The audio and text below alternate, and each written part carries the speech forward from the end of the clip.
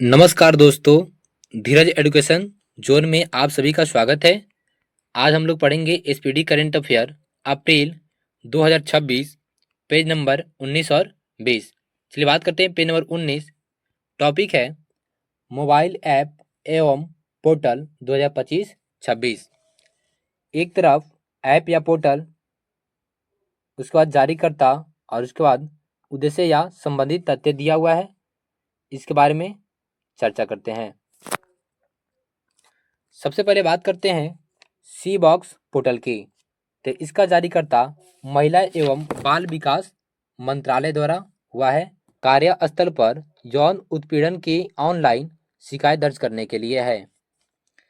बात करते हैं भारत विस्तार ऐप की। तो इसके जारीकर्ता कृषि मंत्री शिवराज सिंह चौहान है। किसानों को उनकी अपनी भाषा में खेती से जुड़ी सटीक जानकारी देने के लिए है। बात करते हैं गिरी लक्ष्मी पोर्टल की।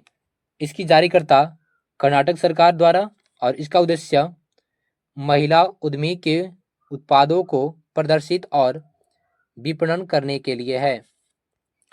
चलिए अब बात करते हैं संचार साथी ऐप की। संचार साथी ऐप की जारीकर्ता दूरसंचार विभाग डीओटी द्वारा और इसका उद्देश्य मोबाइल डिवाइस में इस्तेमाल होने वाली ईएमईआई की वास्तविकता वेरीफाई करने के लिए है।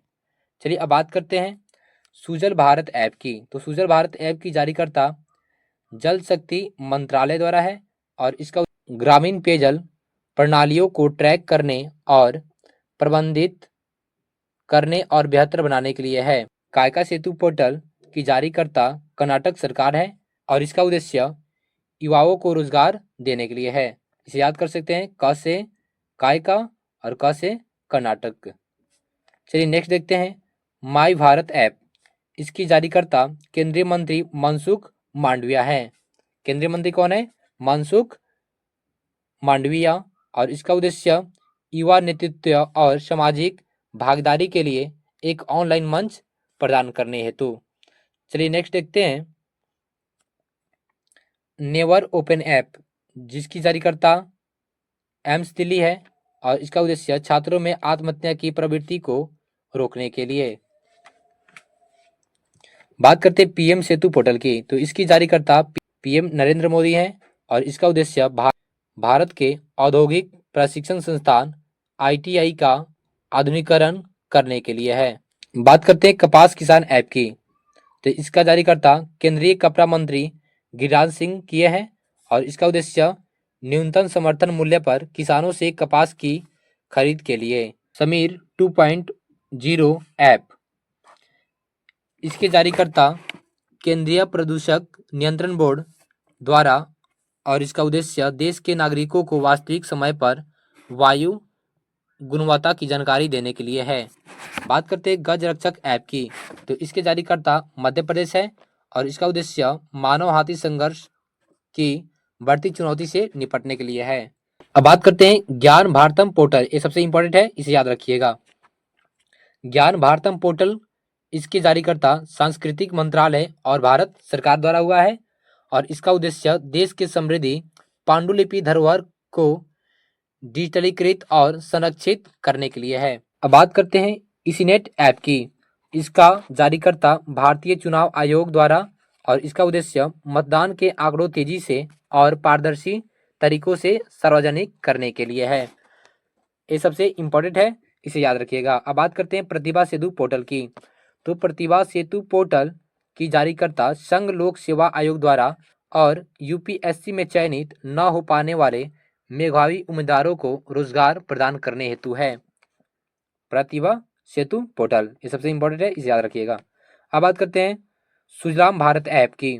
तो इसके जारीकर्ता केंद्रीय जल शक्ति मंत्रालय द्वारा और इसका उद्देश्य ग्रामीण पेयजल योजना में पारदर्शिता लाने के लिए। बात करते हैं प्रवाह पोर्टल की। तो इसकी जारीकर्ता भारतीय रिजर्व बैंक के द्वारा हुआ है और इसका उद्देश्य विनियामक प्रक्रियाओं को सुव्यवस्थित, डिजिटाइज और अधिक पारदर्शी बनाने हेतु है। अब बात करते हैं उम्मीद पोर्टल की। यह सबसे वीवीआई है, इसे याद रखिएगा। उम्मीद पोर्टल की जारीकर्ता केंद्र सरकार है और इसका उद्देश्य देश भर में वक्फ संपत्तियों के बेहतर प्रबंधन और पारदर्शिता को बढ़ावा देने के लिए है। बात करते हैं संचेत ऐप की, तो संचेत ऐप की जारीकर्ता राष्ट्रीय आपदा प्रबंधन प्राधिकरण और इसके उद्देश्य लोगों को प्राकृतिक आपदाओं से सचेत रखने के लिए है। अब बात करते हैं AI चैट वैक्स सारथी की, यह सबसे इंपॉर्टेंट है, इसे याद रखिएगा। AI चैट सारथी की जारीकर्ता हरियाणा सरकार द्वारा हुआ है और इसका उद्देश्य सरकारी नीतियों तक जनता की पहुंच को आसान बनाने के लिए है। अब बात करते हैं ई सेहत ऐप की, तो इसका जारीकर्ता जम्मू कश्मीर जो कि स्वास्थ्य विभाग के द्वारा हुआ है और उद्देश्य राज्य के लोगों के लिए स्वास्थ्य सेवाओं को सुलभ और अधिक प्रभावी बनाने के लिए है। अब बात करते हैं राइज ऐप की। राइज ऐप की जारीकर्ता उत्तर प्रदेश द्वारा हुआ है और इसका उद्देश्य बच्चों को नियमित टीकाकरण को बेहतर बनाने के लिए है। अब बात करते हैं स्वरेल ऐप की, ये सबसे VVI है, इसे याद रखिएगा। स्वरेल ऐप की जारीकर्ता भारतीय रेल द्वारा हुआ है और इसका उद्देश्य टिकट बुकिंग प्रक्रियाओं को आसान बनाने और निर्बाध यात्रा के लिए हुआ है। चलिए नेक्स्ट देखते हैं RBI डाटा पोर्टल की, तो इसकी जारीकर्ता भारतीय रिजर्व बैंक के द्वारा और इसका उद्देश्य आर्थिक और वित्तीय डाटा तक पहुंच प्रदान करने के लिए है। अब बात करते हैं मित्र पोर्टल की, तो इसकी जारीकर्ता सेबी के द्वारा, इसके जरिए निवेशक म्यूचुअल फंड में अपने निवेश को ट्रैक कर सकते हैं। यह सबसे VVI है, इसे याद रखिएगा। समान संजीवनी ऐप यह हरियाणा सरकार के द्वारा जारी किया गया है और इसका उद्देश्य महिला एवं किशोरी सम्मान योजना से मिलने वाली सुविधाओं को ट्रैक करने के लिए है। अब बात करते हैं भारत पोल पोर्टल की, तो गृह मंत्री अमित शाह द्वारा इसे जारी किया गया। इसका उद्देश्य भगोड़ों को पकड़ने के लिए CBI का एक पोर्टल है। अब बात करते हैं एस्केम पोर्टल की, तो इसके जारीकर्ता उपभोक्ता मामले एवं खाद्य मंत्रालय द्वारा और इसका उद्देश्य देश में सार्वजनिक वितरण प्रणाली को आधुनिक बनाने के लिए है। अब बात करते हैं एकलव्य पोर्टल की, तो इसके जारीकर्ता भारतीय सेना द्वारा, इसका उद्देश्य अपने अधिकारियों का आधुनिक बनाने और युद्ध के लिए तैयार करने के लिए है। बात करते हैं अन्य दर्पण पोर्टल की, तो इसका जारीकर्ता भारतीय खाद्य निगम है और इसका उद्देश्य अपने आपूर्ति श्रृंखला प्रबंधन प्रणाली को आधुनिक बनाने के लिए है। अब बात करते हैं सक्षम ऐप की, ये सबसे VVI है, इसे याद रखिएगा। सक्षम ऐप के जारीकर्ता भारतीय निर्वाचन आयोग द्वारा और इसका उद्देश्य 85 वर्ष से अधिक उम्र के व्यक्तियों के लिए घर मतदान की सुविधा देने के लिए है। अब बात करते हैं विजन पोर्टल, यह केंद्रीय मंत्री डॉक्टर जितेंद्र सिंह द्वारा जारी किया गया और इसका उद्देश्य वंचित बच्चों में कौशल विकास को बढ़ावा देने के लिए है। अब बात करते हैं सुगम ऐप की, तो इसकी जारीकर्ता छत्तीसगढ़ सरकार है और इसका उद्देश्य संपत्ति पंजीकरण की प्रक्रिया को अधिक पारदर्शी बनाने के लिए है। अब बात करते हैं संकल्प ऐप की, तो इसके जारीकर्ता राष्ट्रीय जांच एजेंसी जिसे NIA के नाम से जानते हैं और इसका उद्देश्य यह राष्ट्रीय अपराध ब्यूरो NCRB द्वारा नए आपराधिक कानूनों का एक संग्रह है। बात करते हैं OTT प्लेटफॉर्म सी स्पेस की, यह केरल सरकार द्वारा जारी किया गया और इसका उद्देश्य सी स्पेस भारत का पहला सरकारी स्वामित्व वाला OTT प्लेटफॉर्म है। बात करते हैं जागृति ऐप की, तो इसके जारीकर्ता उपभोक्ता मामलों के विभाग के द्वारा और इसका उद्देश्य उपभोक्ताओं को ऑनलाइन गतिविधियों के दौरान डाक पर्यटन से बचाने के लिए है। ये रहा पेज नंबर 19। बात करते हैं पेज नंबर 20 की। पेज नंबर 20 की टॉपिक है संयुक्त सैन्य अभ्यास 2025-26। एक तरफ संयुक्त सैन्य अभ्यास है, उसके बाद किन किन देशों के बीच हुआ है उसके बारे में चर्चा किया गया है और स्थान जहां आयोजित किए गए हैं और किसके द्वारा यानी कौन सा सेना के द्वारा हुआ है इसके बारे में चर्चा किया है। बात करते हैं ककाडू 2026 अभ्यास की, तो यह बहुराष्ट्रीय देशों के बीच ऑस्ट्रेलिया में थल सेना के द्वारा हुआ है। नेक्स्ट देखते हैं फ्रीडम शील्ड 2026 अभ्यास, यह अमेरिका और दक्षिण कोरिया के बीच अमेरिका में थल सेना के द्वारा हुआ है। सी ड्रैगन 2026 अभ्यास, यह बहुराष्ट्रीय उद्देश्यों के द्वारा गुआम अमेरिका में नौसेना के द्वारा हुआ है। 11वां लामितीय 2026 अभ्यास भारत और सिलेस के बीच सिलेस में थल सेना के बीच हुआ है। 16वां ब्रज प्रहार 2026 भारत और अमेरिका के बीच बकलो हिमाचल प्रदेश में थल सेना द्वारा हुआ है। 7वां धर्म गार्जियन 2026 ये सबसे VVI है, इसे याद रखिएगा। 7वां धर्म गार्जियन 2026 भारत और जापान के बीच जोमटिया उत्तराखंड में थल सेना द्वारा हुआ है। वायु शक्ति 2026 घरेलू IAF के सभी इकाइयों के बीच पोखरण रेंज जैसलमेर राजस्थान में वायुसेना के द्वारा हुआ है। बात करते हैं वायु गार्जियन 2026 की, तो यह भारत और थाईलैंड के बीच कुराट थाईलैंड में वायुसेना के बीच हुआ है और इस अभ्यास में LCA तेजस और सुकोई 30 MKI ने भाग लिया है। बात करते हैं 13वां मिलन अभ्यास 2026 की, यह बहुराष्ट्रीय देशों के बीच विशाखापत्तनम आंध्र प्रदेश में नौसेना के द्वारा हुआ है और इसमें INS विक्रांत ने भाग लिया है। क्वेश्चन पूछ सकता है कि INS विक्रांत ने किस अभ्यास में भाग लिया, तो मिलन अभ्यास में। चलिए बात करते हैं 13वां खंजर अभ्यास, ये सबसे इंपॉर्टेंट है, इसे याद रखिएगा। 13वां खंजर अभ्यास 2026 यह भारत और किर्गिस्तान के बीच मासामारी असम में थल सेना द्वारा हुआ है। बात करते हैं 17वां दोस्ती अभ्यास 2026 की, तो यह भारत श्रीलंका और मालदीव के बीच मालदीव में भारतीय तटरक्षक बल ने भाग लिया है और यह नौसेना के द्वारा। बात करते हैं 8वां एकता 2025 यह भारत और मालदीव के बीच मालदीव में नौसेना के द्वारा हुआ है। डेजर्ट साइक्लोन सेकेंड 2025 यह भारत और UAE के बीच अबू धाबी में थल सेना के द्वारा हुआ है। चलिए नेक्स्ट देखते हैं 14वां एक्वेरिन 2025 यह भारत और मालदीव के बीच तिरुवनंतपुरम केरल में थल सेना के द्वारा हुआ है। और 5वां हरिमऊ शक्ति 2025 भारत और मलेशिया के बीच राजस्थान में थल सेना के द्वारा हुआ है। 10वां गरुड़ शक्ति अभ्यास ये सबसे इंपॉर्टेंट है। गरुड़ शक्ति 2025 भारत इंडोनेशिया के बीच हिमाचल प्रदेश में थल सेना के द्वारा हुआ है। और सूर्य किरण 2025 भारत और नेपाल के बीच पिथौरागढ़ उत्तराखंड में थल सेना के द्वारा हुआ।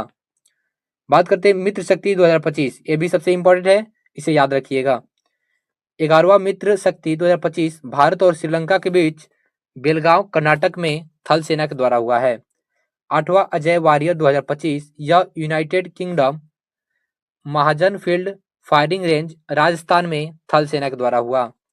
8वां गरुड़ 2025 भारत और फ्रांस के बीच फ्रांस में वायुसेना के द्वारा हुआ जिसमें सुखोई 30 MKI विमानों ने हिस्सा लिया। अब बात करते हैं 6वां विनवैक्स 2025 की, तो यह भारत और वियतनाम के बीच हनोई वियतनाम में थल सेना द्वारा हुआ है। ऑस इंडेक्स 2025 भारत और ऑस्ट्रेलिया के बीच उत्तरी प्रशांत महासागर में नौसेना के द्वारा हुआ। 28वां मालाबार 2025 भारत ऑस्ट्रेलिया जापान और अमेरिका के बीच गुआम जो कि प्रशांत महासागर में है नौसेना के द्वारा हुआ है। अब बात करते हैं जाइमेक्स 2025 की, यह भारत और जापान के बीच जापान में नौसेना के द्वारा हुआ जिसमें INS सह्याद्री ने भाग लिया है। 5वां समुद्री शक्ति 2025 यह भारत और इंडोनेशिया के बीच विशाखापत्तनम जो कि आंध्र प्रदेश में है और यह नौसेना के द्वारा हुआ है। बात करते हैं चौथा ऑस्ट्रिया हिंद 2025 जिसमें भारत और ऑस्ट्रेलिया के बीच पंत ऑस्ट्रेलिया में थल सेना के द्वारा हुआ है। चलिए अब बात करते हैं इंद्र 2025 की, ये सबसे इंपॉर्टेंट है, इसे याद रखिएगा। इंद्र 2025 भारत और रूस के बीच Mahajan field firing range Bikaner Rajasthan में थल सेना के द्वारा हुआ। बात करते हैं कोकर्ण 2025 की, तो यह भारत और ब्रिटेन के बीच भारत के पश्चिमी तट पर नौसेना के द्वारा हुआ है जिसमें INS विक्रांत ने भाग लिया। बात करते हैं पैसिफिक रिच XPR 2025 यह बहुराष्ट्रीय देशों के बीच हुआ है। सिंगापुर में नौसेना के द्वारा हुआ जिसमें भारत का NIS निस्तार शामिल हुआ है, भारत का NIS निस्तार। चलिए नेक्स्ट देखते हैं। अब बात करते हैं फ्रीडम एज 2025 की, तो यह दक्षिण कोरिया अमेरिका और जापान के बीच दक्षिण कोरिया में थल सेना के द्वारा हुआ। और 21वां युद्धाभ्यास 2025 भारत और अमेरिका के बीच अलास्का और अमेरिका में थल सेना के द्वारा हुआ है। इसमें मद्रास रेजिमेंट के बटालियन ने भाग लिया है। बात करते हैं 14वां मैत्री अभ्यास 2025 की, ये सबसे इंपॉर्टेंट है, इसे याद रखिएगा। भारत और थाईलैंड के बीच उमरोई मेघालय में थल सेना के द्वारा हुआ है और मद्रास रेजिमेंट के बटालियन ने भाग लिया है। बात करते हैं 12वां सलाइनेक्स 2025 की, तो यह भारत और श्रीलंका के बीच कोलंबो श्रीलंका में नौसेना के द्वारा हुआ है। जामाता तटरक्षक एक्सरसाइज 2025 यह भारत और जापान के बीच चेन्नई तट पर नौसेना के द्वारा हुआ। बात करते हैं एक्मी 2025 की, तो यह भारत और अफ्रीका देश के बीच तंजानिया में नौसेना के द्वारा हुआ। बात करते हैं 14वां बोल्ट कुरुक्षेत्र 2025 की, भारत और सिंगापुर के बीच जोधपुर में थल सेना द्वारा हुआ है। भारत सेना की मैकेनाइज्ड इन्फेंट्री ने हिस्सा लिया। अब बात करते हैं पूर्वी प्रचंड प्रहार 2025 की, भारतीय सशस्त्र बलों के बीच मैसूका अरुणाचल प्रदेश में त्रिसेवा के द्वारा हुआ है, यानी इसमें तीनों सेना शामिल है। बात करते हैं 32वां सिम्बेक्स 2025 की, तो यह भारत और श्रीलंका के बीच सिंगापुर में नौसेना के द्वारा हुआ है, जिसमें शिवालिक क्षेत्र का INS सतपुड़ा ने हिस्सा लिया।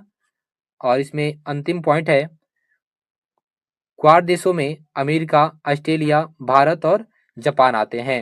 आज का प्रश्न है, सी बॉक्स पोर्टल किस मंत्रालय द्वारा जारी किया गया है? आज के लिए बस इतना ही, मिलते हैं नेक्स्ट वीडियो में। तब तक के लिए बने रहिए हमारे YouTube चैनल से। आप सबका धन्यवाद।